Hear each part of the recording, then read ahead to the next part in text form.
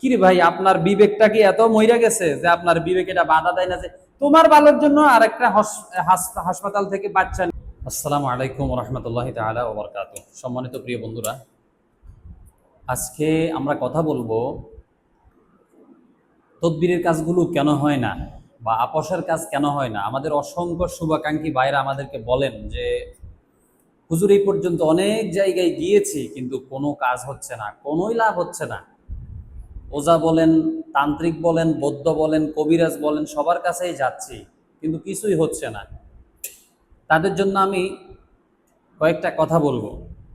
দেখেন, একটা তদবির করার জন্য নির্দিষ্ট সময় আছে।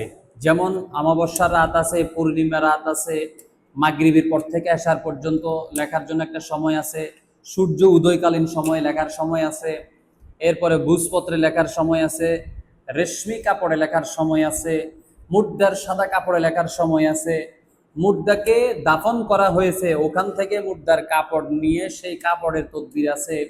এখন আপনি শুধুমাত্র এরকম একটা সাদা কাগজ নিয়ে আর আপনি হচ্ছে একটা 10 টাকার কলম দিয়ে তদবির লেখা দিলেন, ইউটিউব বা ফেসবুক থেকে দেখে দেখে কপি করে। বাংলাদেশ তো সোরে চ্যাম্পিয়ন, কফিতে চ্যাম্পিয়ন। তো ওই ধরনের তদবির যদি আপনারে দিয়ে দেয় ভাই, বলেন কাজ কি হবে? যারা বলেন 100 জায়গায় গেছি কাজ হয় নাই, এই জন্যই তো কাজ হয় নাই। কাজ না হওয়ার পিছনে যে রিজনটা সেটা তো আপনারা বুঝেন, জানেন। এটা আমি বারবার কিন্তু আপনাদেরকে বলছি। তাছাড়া আরেকটা বিষয় হচ্ছে, আপনারা সঠিক জায়গায় না যাওয়ার কারণে। মনে করেন আমার নামে 100 পেজ আছে, 100, কয়েকদিন আগে ভিডিও দিলাম, 100 পেজ আছে। যে আপনারা যদি আমার কাছে সঠিকভাবে না আইসা যদি আপনারা অন্য জায়গায় টাকা দিয়ে দেন, আপনারা আমাকে না দেখে অন্য জায়গায় টাকা দিয়ে দেন, মনে করেন আমি 99, আমি 100 জনের মধ্যে বাকি 99 জন বাহিরে আছে, বাকি 99 জনকে আমি মনে করে টাকা দিয়েছেন, আপনার কাছে তো জিন্দিগিতেও হবে না। কারণ আপনার মূল টাকাই তো আমার কাছে আসা নাই, তাহলে কাজটা হবে কিভাবে?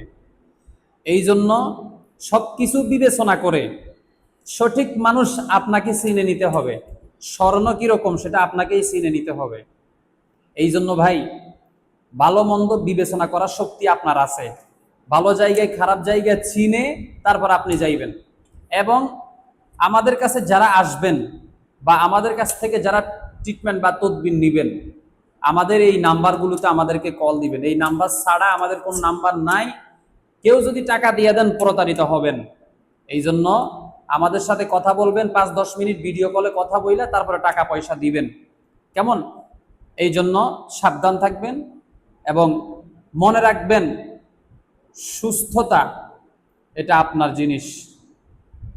অর্থাৎ আপনার, যেটা আমি বলতে চাচ্ছি আর কি আপনাদেরকে, বিষয়টা অবশ্যই বুঝতে পারছেন।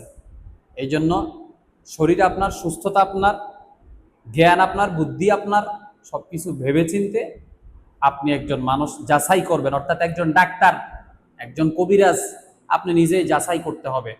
শুধু দেখছেন, ভিডিও দেখছেন, ভালো লাগছে, দৌড় দিচ্ছেন, তাহলে আপনি শেষ। টাকা তো যাবে যাবে, সাথে সব কিছুই শেষ হয়ে যাবে। কোনো সময় জিনে মিষ্টি খাবে, ভূতে মিষ্টি খাবে, জিন লাগবে, পরি লাগবে, ছোট বাচ্চা লাগবে। গত কয়েকদিন আগে একজন ভাই বললো একটা বাটফার আমারও বললো যে 40,000 টাকা লাগবে, একটা শিশু বাচ্চা লাগবে। তো সে জিজ্ঞাসা করলো, শিশু বাচ্চা দিয়ে তুমি করবা কি? বললো, শিশু বাচ্চা আমরা জিনেরে দিব। আহারে, এতই কি বাটফার? অর্থাৎ দুনিয়ার মানুষ কি এতই মগা যে 40,000 টাকা দিতে হবে, জিনে একটা বাচ্চা শিশু লাগবে, তারা হসপিটাল থেকে নাকি একটা বাচ্চা কিনা দিবে?